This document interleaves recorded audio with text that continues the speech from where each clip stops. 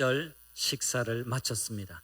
그때 제자들 중에 아무도 몰랐습니다. 그때는 그 식사가 마지막이 될 것이라는 것을요. 주님은 그날에 잡히실 것이고 그 다음 날이면 십자가에 달리실 것이었습니다. 요한 사도는 이 하룻밤의 이야기를 아주 천천히 자세하게 우리에게 들려주고 있습니다. 예수님의 3년 공생애는 1장부터 12장까지 담아내고 이 하루 동안의 시간에 벌어진 이야기는 7장, 무려 7장을 썼습니다. 그만큼 중요했기 때문에 그렇습니다.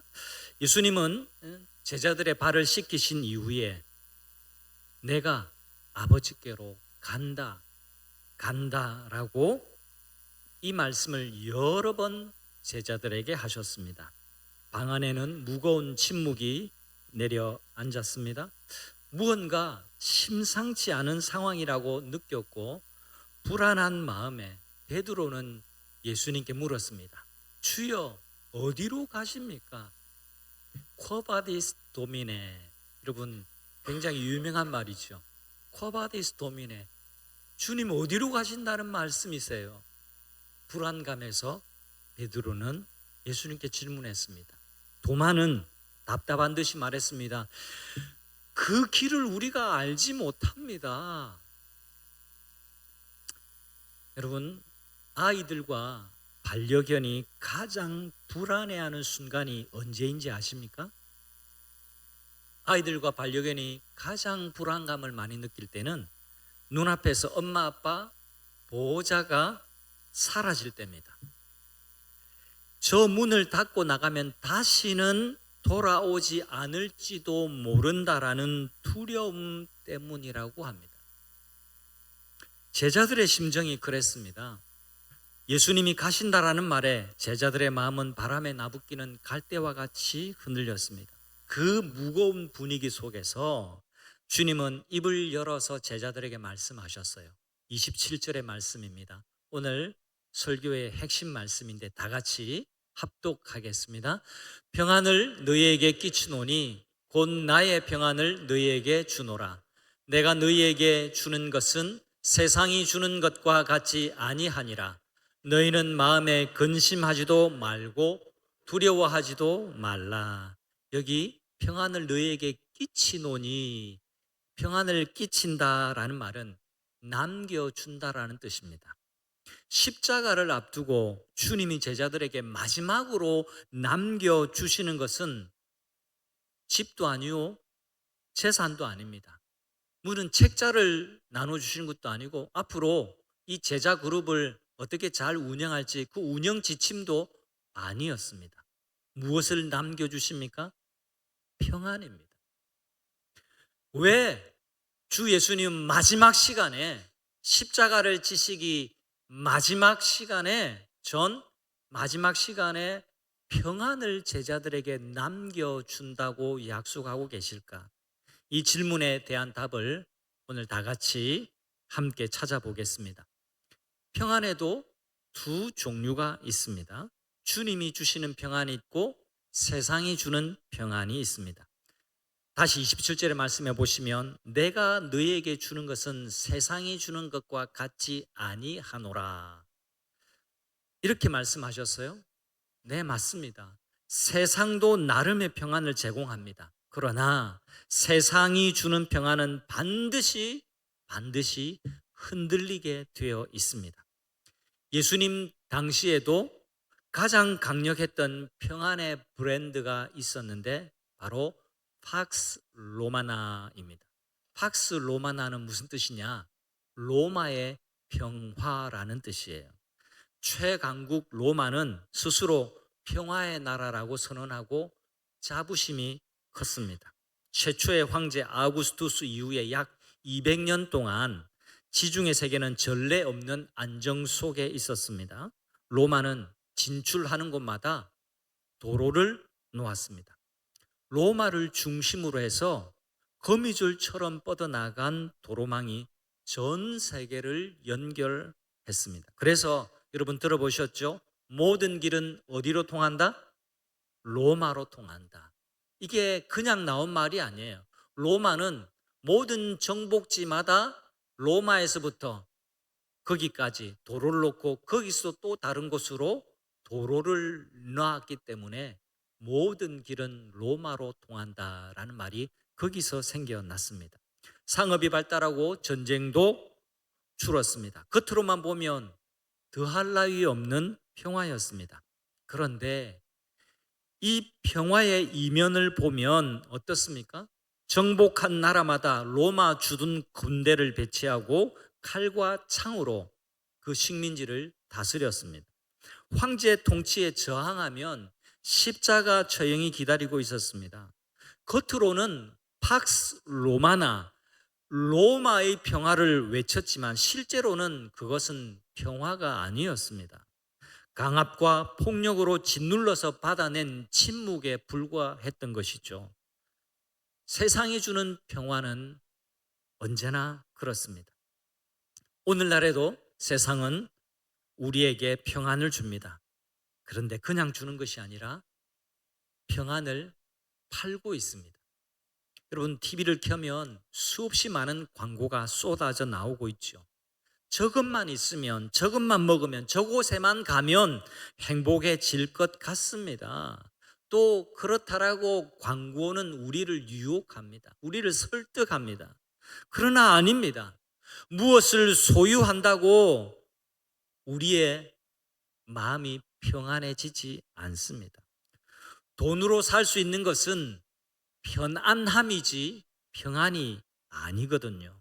좀 침대를 샀는데도 불안으로 잠 못 이루는 사람들이 우리 주변에 얼마나 많은지 몰라요. 침대는 돈으로 살 수 있어도 잠의 평안은 결코 살 수 없습니다.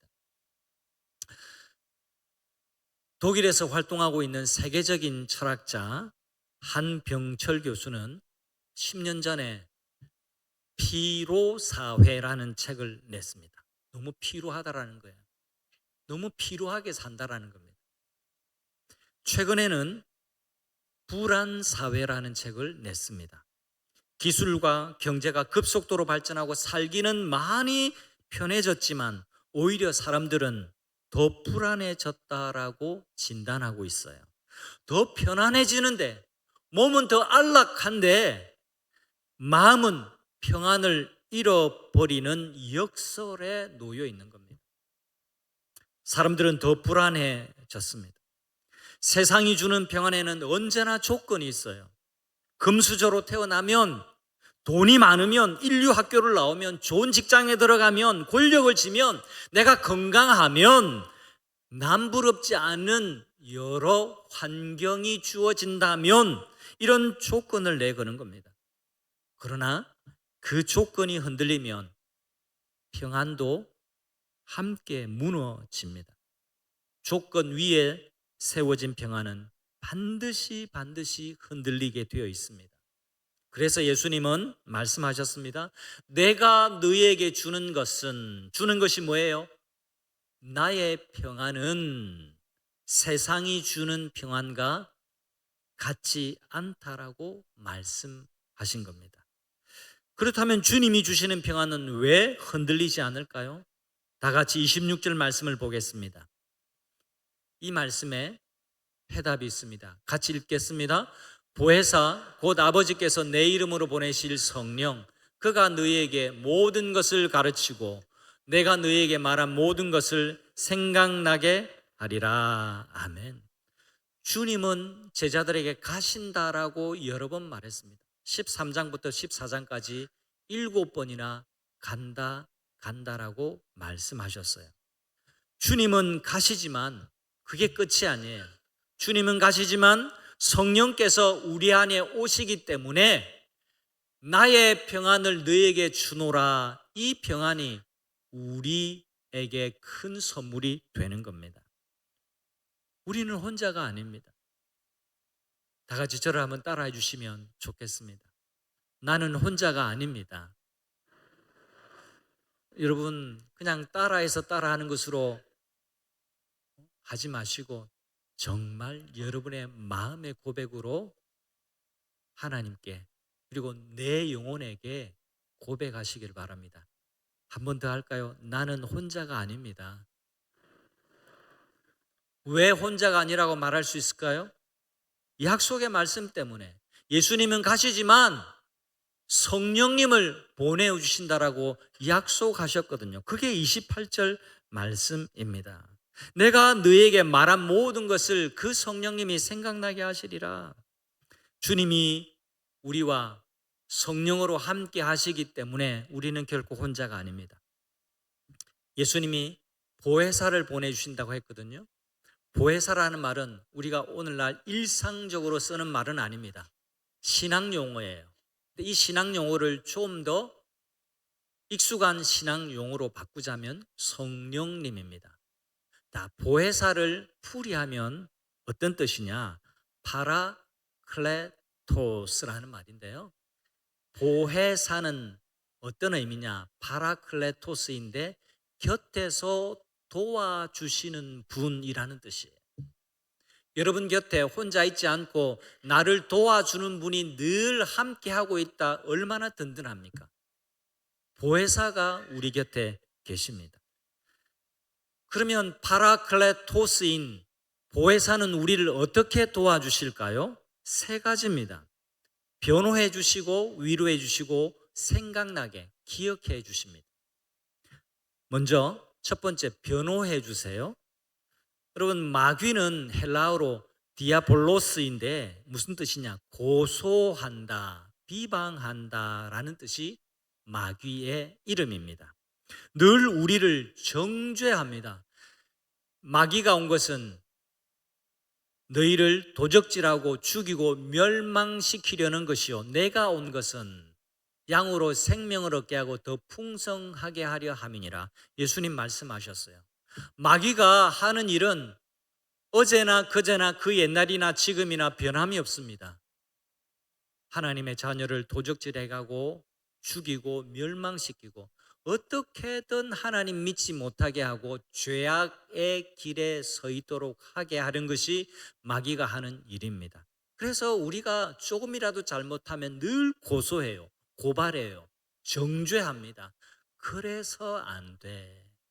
너는 저주받았어. 너는 망할 거야. 늘 이렇게 속삭입니다. 근데 여러분, 우리를 이렇게 고소하는 마귀의 존재도 있지만 우리가 두려워할 필요가 없는 것은 보혜사 성령님이 우리 곁에 계시기 때문에 그렇습니다. 보혜사 성령님이 하시는 첫 번째 일이 뭐라고요? 변호. 여러분, 성령님이 우리 편이 되어 주셔서 나를 변호해 주십니다. 여러분, 법정에 서 보셨습니까? 법정에 서 보시지 않아도 우리 법정 드라마, 법정의 모습은 우리가 화면을 통해서 많이 본 적이 있을 겁니다. 여러분, 변호사 없이 선다라는 것이 얼마나 두렵고 막막한 건지 몰라요. 우리가 법을 잘 모르거든요. 우리가 법보다 더 권위가 낮거든요. 그리고 내가 무죄하다는 것을 변호해야 하는데 이게 그렇게 쉽지 않거든요. 그래서 사람들마다 변호사를 선임하는 겁니다. 변호사, 좋은 변호사, 실력 있는 변호사가 있으면 마음이 든든해지는 겁니다. 보혜사 성령님이 뭐 해주신다고요? 우리를 변호해 주십니다. 마귀가 고소할 때마다 성령님은 우리 곁에 계셔서 우리의 편이 되어 주세요. 하나님, 죄인이긴 하지만 예수 보혈로 깨끗해졌습니다. 용서받았습니다. 예수 십자가 믿습니다. 그렇게 말씀해 주시는 거예요. 보혜사 성령님이 하시는 두 번째 일은요, 변호해 주시는 것 다음에 위로해 주십니다. 예수님은 18절 말씀에 이렇게 말씀하셨어요. 내가 너희를 고아와 같이 버려두지 아니하겠다. 여러분 계속해서 요한복음 말씀을 묵상하고 계세요? 네, 다시 한번 질문하겠습니다. 요한복음의 말씀을 묵상하고 계시죠? 감사합니다. 저도 이 한 주간 요한복음 말씀을 묵상하는 가운데 이 말씀이 제 마음에 오래 머물렀습니다. 이 말씀은 보통의 말씀이 아닙니다. 여러분, 지금 제가 고아인데요.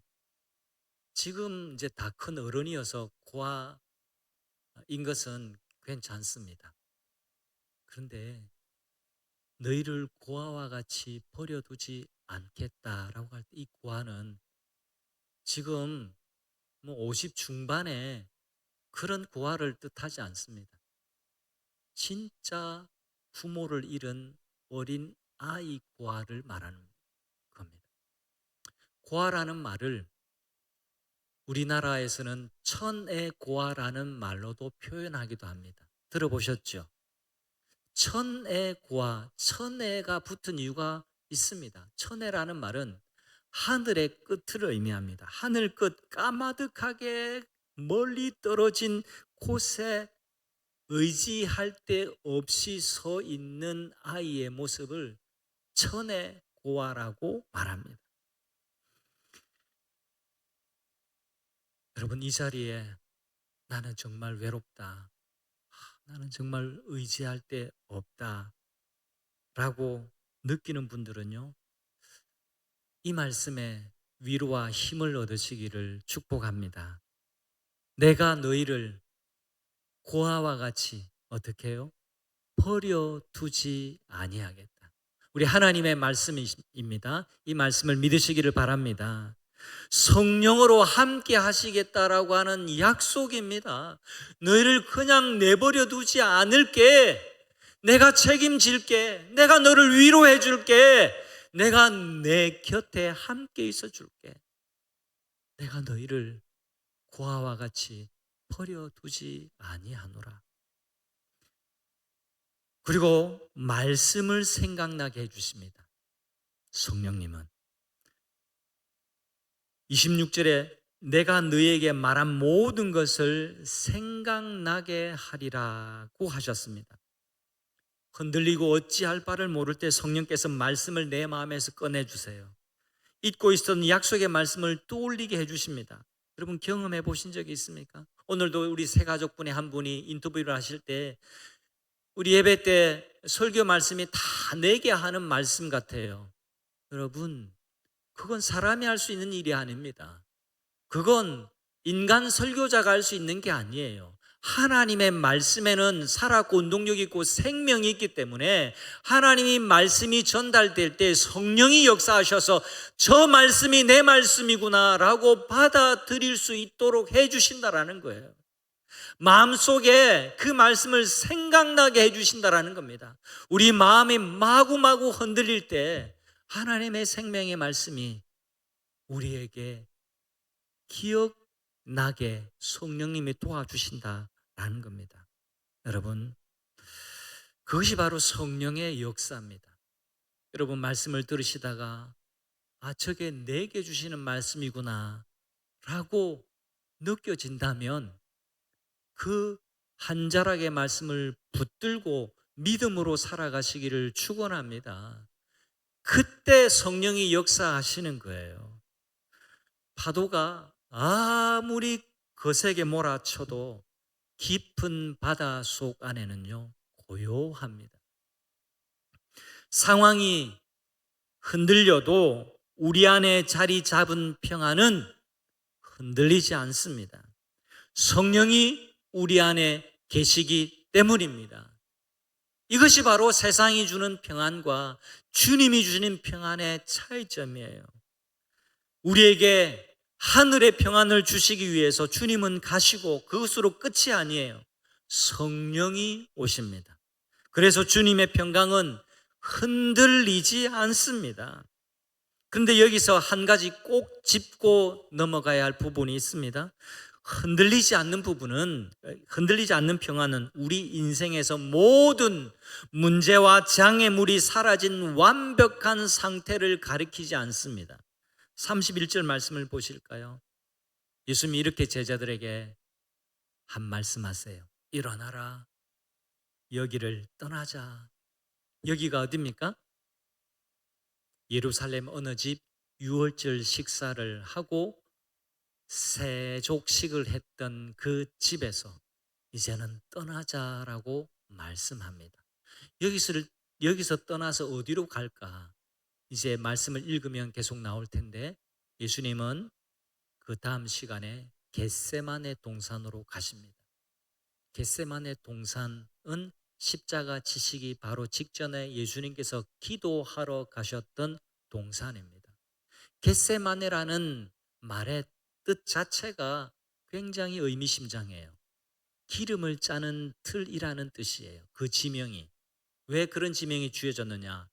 이 겟세마네 이 동산에는 우리 과수원처럼 올리브 나무가 굉장히 많이 심겨졌고 올리브 나무가 많이 있으니까 그 동산 그 마을에는 기름을 짜는 집들이 많이 있었습니다. 올리브 기름 말이에요. 여러분, 기름이 그냥 나오나요? 쥐어 짜야 나옵니다. 겟세마네에서 예수님은 심령이 고민되어서 죽을 지경이 되었습니다 라고 기도하셨어요. 그리고 아버지 하나님께 이 잔을 내게서 지나가게 해주세요. 이 잔을 지나가게 해주세요 라고 예수님은 겟세마네 동산에서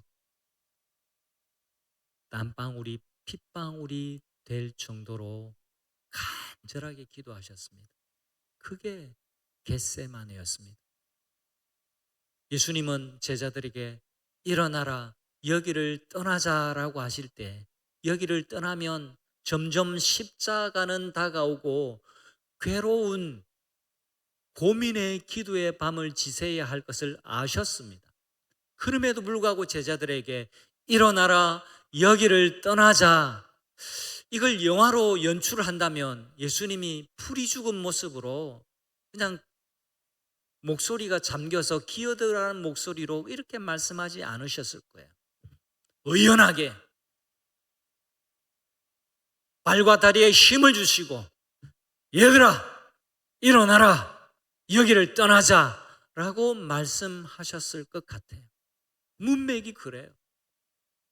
어떻게 예수님이 이렇게 하실 수 있었을까요?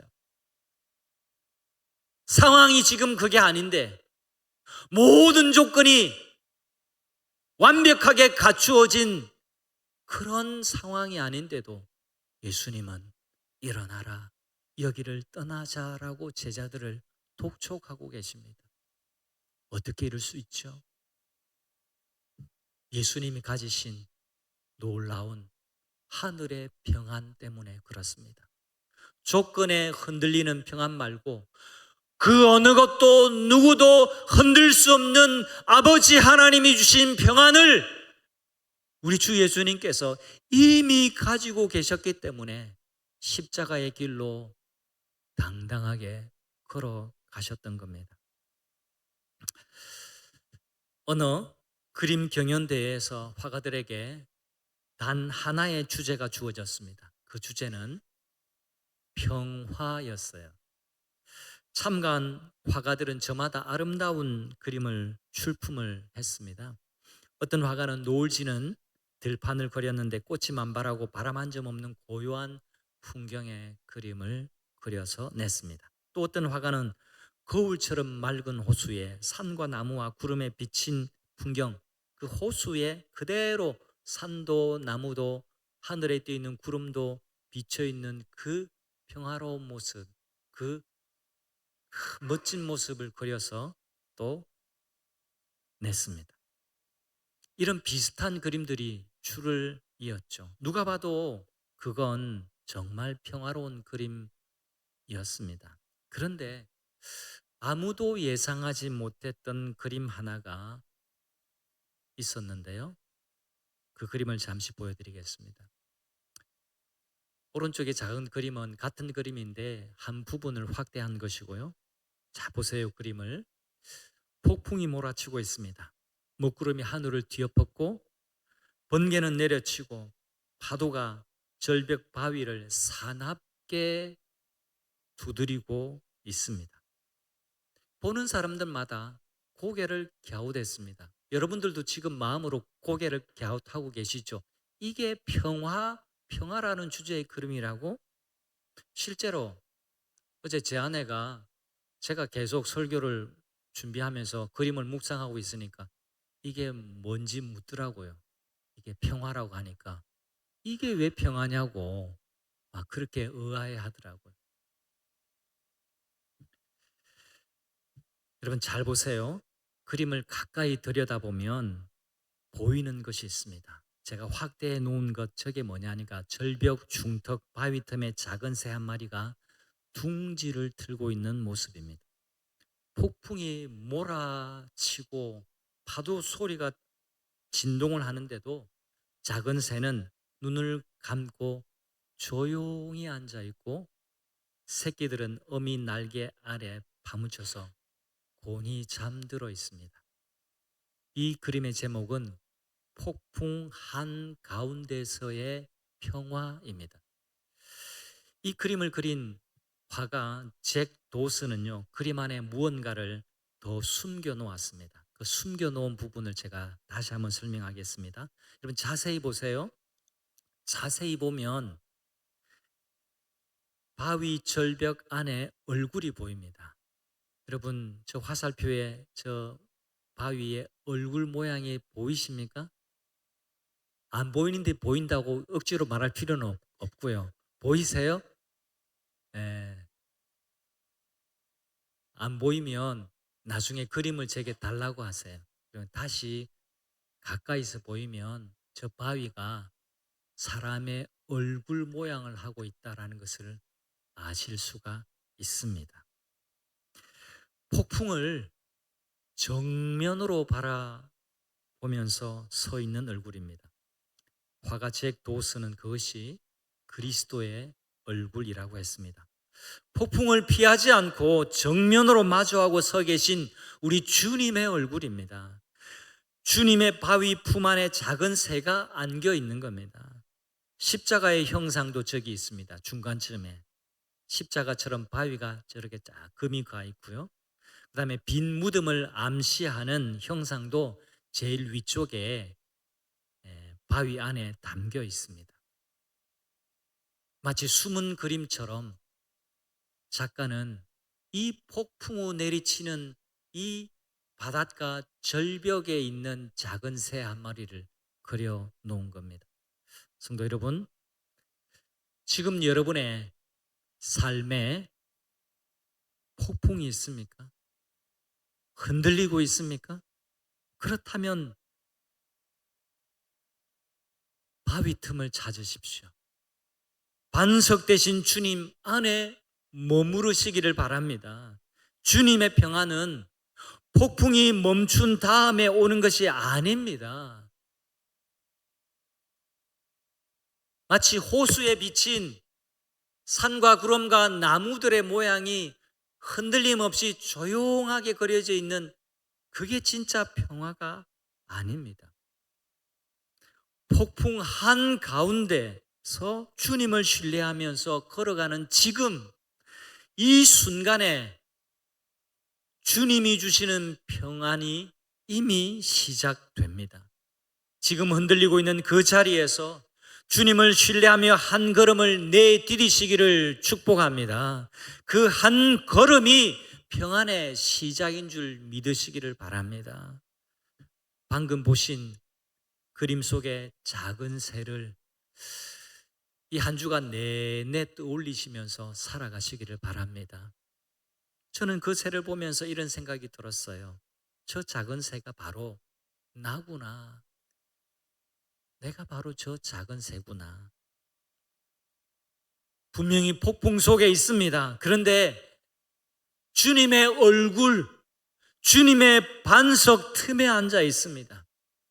우리 주님이 폭풍을 등지지 않으시고 정면으로 마주하고 서 계신 거예요. 그리고 그 품 안에 내가 있습니다. 여러분도 그 새입니다.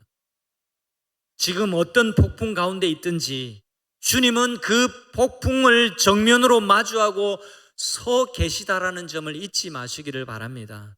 그리고 바로 당신을 품에 품으십니다. 품고 계십니다. 주 예수님의 말씀처럼 그러므로 성도 여러분, 근심하지 마십시오. 두려워하지 마십시오. 주님이 주시는 평안은 결코 흔들리지 않습니다. 이 한 주간도 세상이 주는 평안이 아니라 주님이 주시는 평안 안에서 은혜 가운데 살아가는 모든 성도들이 되시기를 우리 주 예수 그리스도의 이름으로 축원합니다. 아멘. 우리 다 함께 자리에 일어나셔서 헌신 찬송